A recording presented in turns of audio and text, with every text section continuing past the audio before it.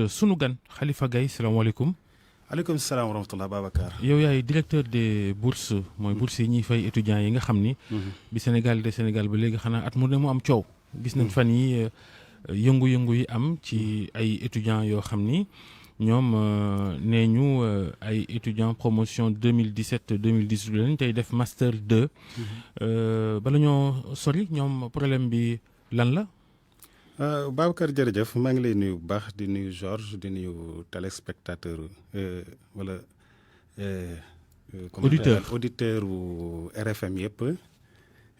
di nuyu Sénégalais yëpp daal yi ñuy déglu. wax nga dëgg am na étudiants yu jóg fan yi di laaj bourse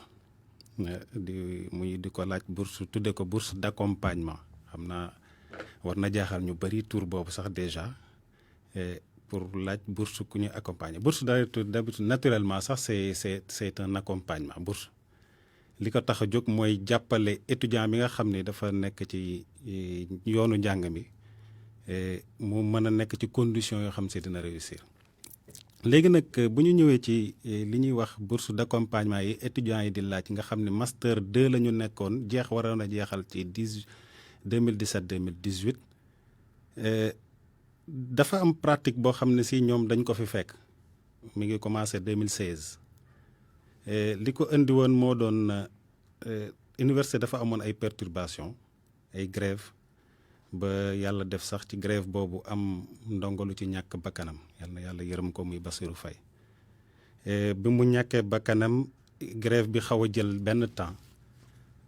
ba étudiants yi nga xam ne dañu waroon a terminer année boobu ci wàllu master 2 xaw a am weex bu xaw a yàgg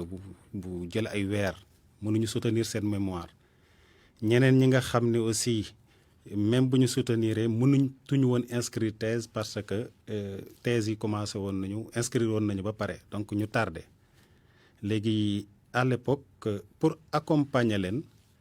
permettre leen aussi ñu génn facilement ñiy soutenir ñi mën a defi leneen état du Sénégal daal di leen di jàppale 6 mois de bourse 6 mois de bourse ci fekk ni jël nañu li ñu waroon a fayeeku ci bourse ba mu jeex tàkk waruñu woon amati bourse seen bourse jeex na waaye comme ni ma wax situation bi tax na ñu ne nañ leen jàppale jox leen 6 mois de bourse waaye lu waroon a yam foofu la mais mu continuer waat année bi ci topp ba ñetteel ba ñeenteel ba ren jii ni bu ñu ñëwee nag daal di koy laajte bi ñu ma nommé direction des bourses ñi ma bëgg njëkk a recevoir ci la ñu bokk ñu ñëw daal di ni dañu bëgg ku leen accompagner bourse d'accompagnement parce que seen mag yi daan nañ ko fayeeku ma ne leen nag man ci li may liggéeyee ci ay texte la war a mën a tegu te texte yi ma fa fekkuma fenn fu ñu bind bourse d'accompagnement donc loolu rek tax na mënuma leen koo fay. waaye nguur gee ko diggee woon tàmmal leen ko itam. waa la leen ko diggee woon xam nga loolu mooy par exemple rek comme sa kër boo fa tàmmalee sa taaw dara sa doom beneen bu juddu gis ko day yaakaar ne lu war a mën a nekk la peut-être que même du fekkee du lu xam ne si du lu war a wéy la biñ leen ko tàmmalee mais lu waroon a jeex la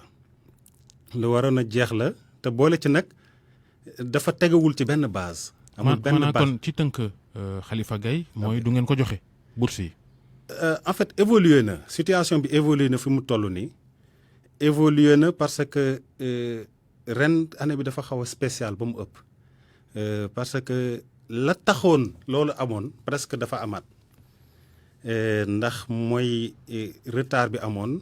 donc situation Covid bi taxoon na université tëj mars ba léegi ne loolu tax bi ñu jógee ci ba reprendre les enseignements ñoom ñu ngi koy laaj mais fekk ni sax autorités yi ñu ngi ci doon dox liñ ci doon dox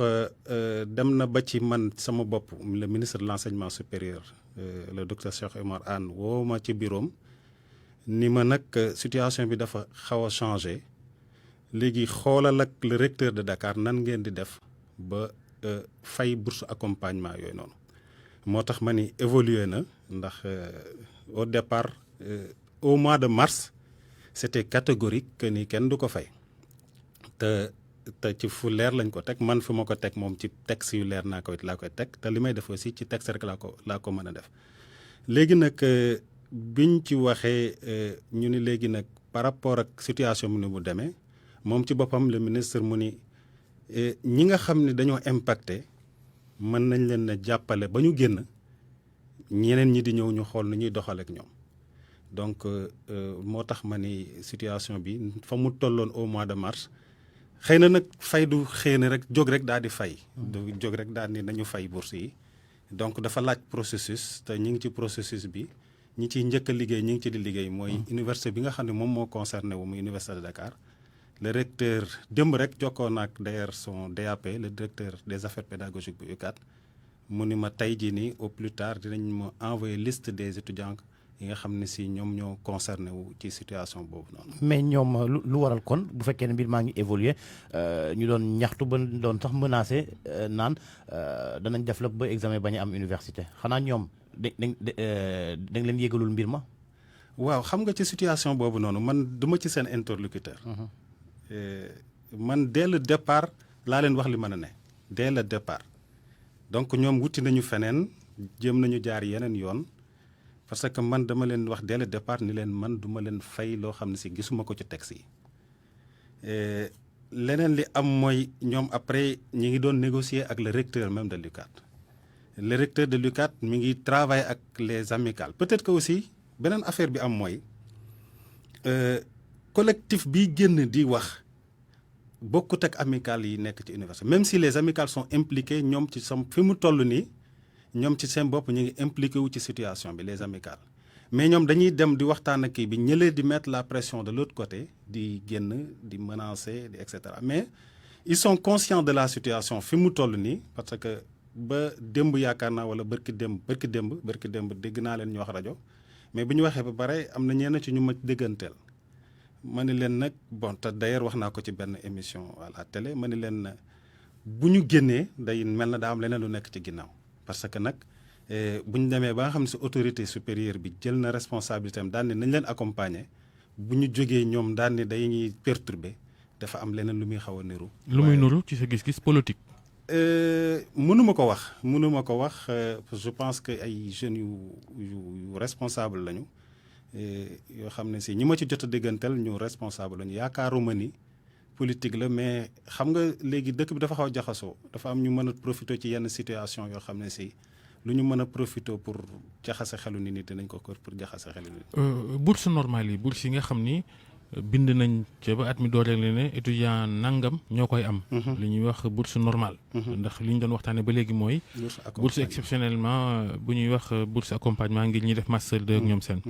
waaye yeneen xeetu bourse yi nga xam ni normalement da ngeen ko war a fay est-ce que fi mu toll nii fay ngeen lépp. waaw mën nañu ni daanaka fay nañu lépp boo ñu seetlu d'ailleurs c'est l'occasion pour may wax journalistes yi ñu jéem a def investigation ci situation des bourses. parce que dañuy tàmm di wax ni secteur bu bari problème la man dama yaakaar ni loolu lu avant la woon ça c'était avant léegi mën nañu wax ni secteur la boo xam ne si bu bari coow la parce que ñi mu impliqué ñoo bari xale yoo xam ne si comme ni ma ko tàmm di waxee dañu nekk ci buntu àdduna am énergie yàkkamti moo tax ak suñu champ d'action ni mu yaatoo ñu bari yaakaar ni dafa am problème mais pour ma wax la ni gis nga ren jii nii de janvier ba dernier paiement bi ñu def au mois de juillet fin juillet amul benn mois de retard ci paiement bourse yi benn mois de retard benn mois la ñu mën a considérer comme retard parce que moom la ñu commencé fay le 4 au lieu de avant la fin du mois mooy le mois de juin donc te loolu mënuñu ko considérer retard parce que paiement bi mi ngi war a commencer le 5. étudiants yaa ngi réagir ci émission bi de am na message yu ñu jotee ba Kaolack. université Sine Saloum El Hadj Ibrahima Niass. mën nañ ci ñëw nee nañ ñoom sonn nañ fi ñu toll nii yëpp jotaguñu loolu nu mu demee noonu. dinañ ci ñëw maa ngi àggale ci li nga ma njëkk a laaj léegi. léegi nag bu ñu ñëwee ci xam nga le dernier paiement bi ñu waroon def au mois de juillet xam nga fin d'année dafa tàmm dañ daan def lu ñu daan tuddee rappel des vacances. bi ñu naree def rappel des vacances fekk étudiants yi xam nga depuis mars jànguñu woon te autorité bi décidé nañ dañuy ubbiwaat université yi au mois d'octobre avant après ñu ni septembre ci la ñu waxtaan ak étudiants yi les responsables de toutes les universités ni leen nag bu ñu leen fayee rappel des vacances te ngeen war a dellu soit di jàng si mën na jafe ci yéen léegi ñun dañuy def ay propositions di leen déglu aussi ci yéen ngeen defal ñu ay propositions ci waxtaan boobu ci la génnee ci ay étudiants même ñu proposer ñu ni nañ leen fay 2 mois mooy mois d'août ak septembre gardeel leen mois de juillet ak août boog gardeel leen septembre ba ñu ñëw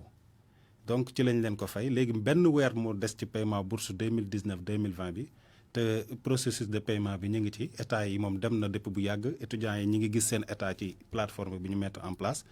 donc ñooñu ñu ngi leen di fay loolu moo ci desoon te balaa le 5 bu soobee yàlla dinañu fayee ko. beneen bi mooy étudiant Sine Saloum xam nga ban jafe-jafe la ñu war a am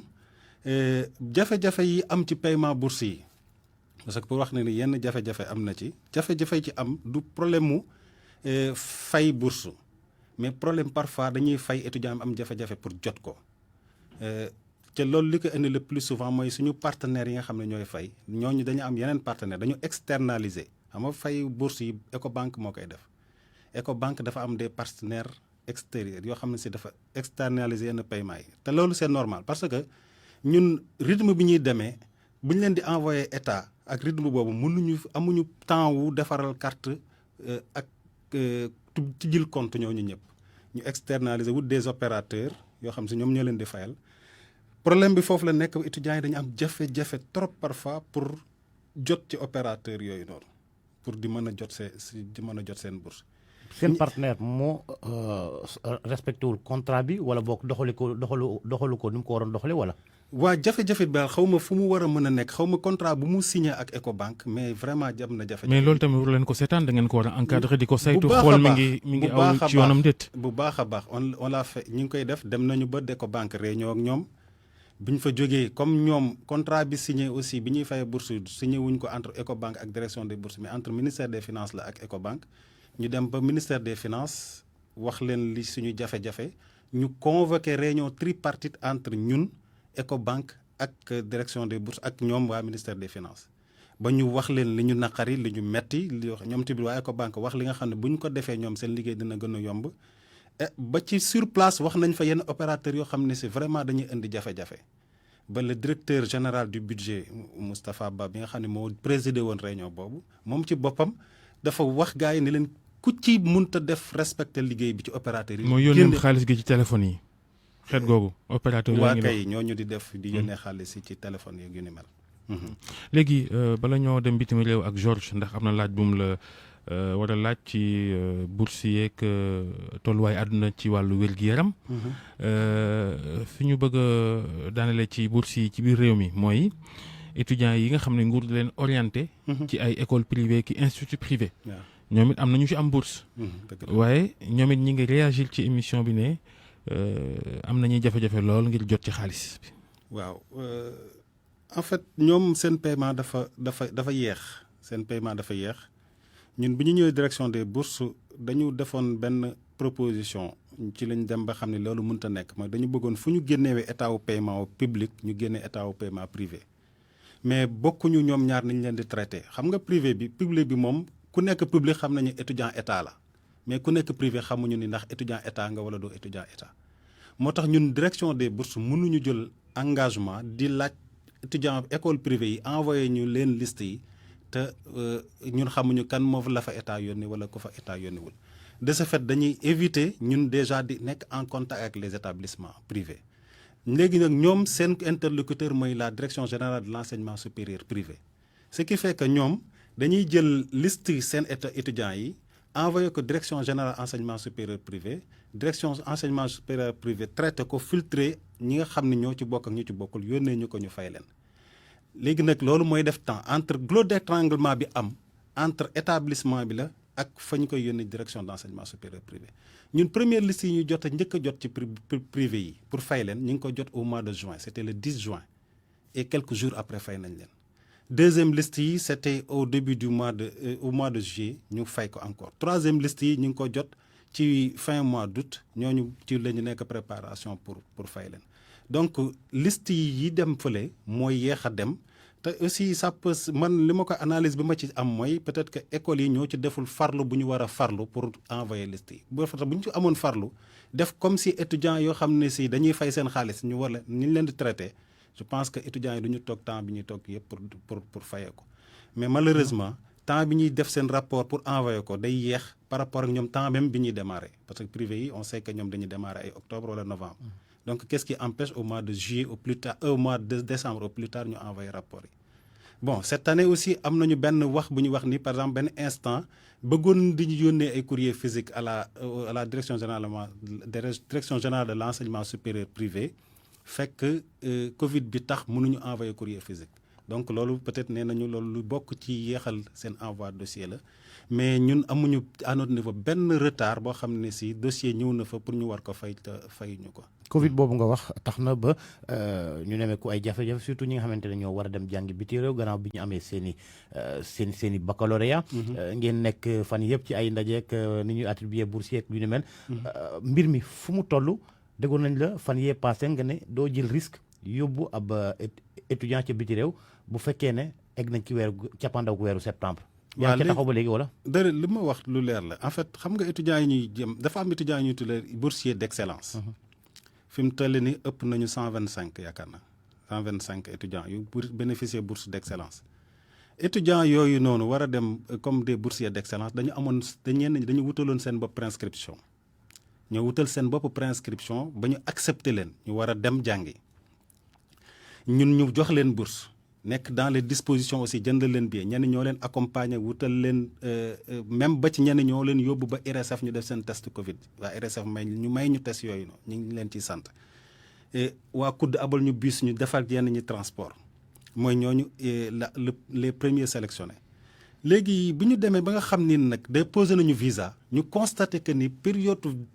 délivrance visa bi dafa xaw a yeex. te comme ñoom déjà ñi le commencé woon nañu le 1er septembre dañ leen a joxoon ay dérogation ba le 30 septembre après ñu daan ne bu fekkee au-delà de 30 septembre bu ñu amul délai bu visa bi génnul c'est-à-dire que fa dina dugg mois d'octobre seen dérogation day jeex c'est-à-dire que fa ñu ne nag étudiant bi war na dem wuti dérogation boo xam ne si dina école bi dina ko accepter au-delà du 30 mu mën a dem jàngi bu fekkee nag au-delà du 30 jot amul dérogation ñun du ñu jël risque par exemple étudiant boo xam ne si ñoo koy jëndal billet ñoo koy envoyé bu demee ñoo koy fay mais est-ce que bu demee dina am fu mu jàng loolu lañu question boobu la ñu posé ndax dina am fu mu jàng mais ku am fu mu jàng amul problème ba tey jii nii ñu ngi leen di accompagner pour seen visa te dafa am benn engagement bu ci rëy bu ci am boo xam si ministère enseignement supérieur affaires étrangères à travers le ministre chargé des Sénégal de l'extérieur ak même le consul ñu ngi ciy liggéey bu am solo ba nga xam ni par jour lii wàcc ci visa vraiment macha allah takku na. te yaakaar nañ ni fekk suba ñoom ñëpp dinañ am seen visa dinañ mën a dem liñ ci doon ragal yaakaar naa ni fi mu nekk nii yu ci bëri dàqu na. résultat yu baax yu bac yi ak mention yu bëri moom doonul woon jafe-jafe ci yéen a ngir tànn ñan ak ñan ñooy dem am bourse d'excellence ak bourse tout court étrangère. waaw dina jafe-jafe bi ci am mooy enveloppe bi mooy yokk parce que bourse d'excellence musul romb 70. ren déjà dem nañu plus de 126 yaakaar naa parce que c'est 22 plus 98 donc. mention non ñi ñu sélectionné. ñi ñu sélectionné mention yi moom takku na maintenant ñi am moo tax par exemple boo dee xool ñi am dossier conforme ñëpp am affaire amul sélection presque quoi. fan ngeen leen may bourse étrangère Europe mbaa fii Afrique ay Maroc xeet googu. non bourse yeneen yi kii wooguñu pour l'instant dafa am bourse d'excellence dafa am ñu muy ciblé directement bourse d'excellence mooy étudiant bi day am préinscription. classe préparatoire en France. donc moom day wut kon 126 yooyu pour France la. voilà am na ñu dem feneen dem na ñu bëri am na ci ñu dem États-Unis Canada je veux dire Canada maintenant Canada établissement bi ngay am inscription day nekk ci top champ wu Shanghai bi. bu fekkee dafa nekk foofu aussi tu es éligible donc ñooñu la ñu may ci 120 et quelques yi ñooñu ñoo nekk ci 120 yi ñoo nekk ci ñi ñu may jot a may bourse d'excellence. ñu tënk ñaata la ñuy fay ci bourse ci xaalis ci at mi Sénégal. li ñu fay totalement ci bourse au Sénégal ak à l'étranger dégg na 70 milliards. at mu jot. jërëjëf Khalifa Gaye directeur des bourses jërëjëf Georges Dethié Diop jàngeen jëf mbokk yi mu ne woon RFM matin ñu yendoog jàmm.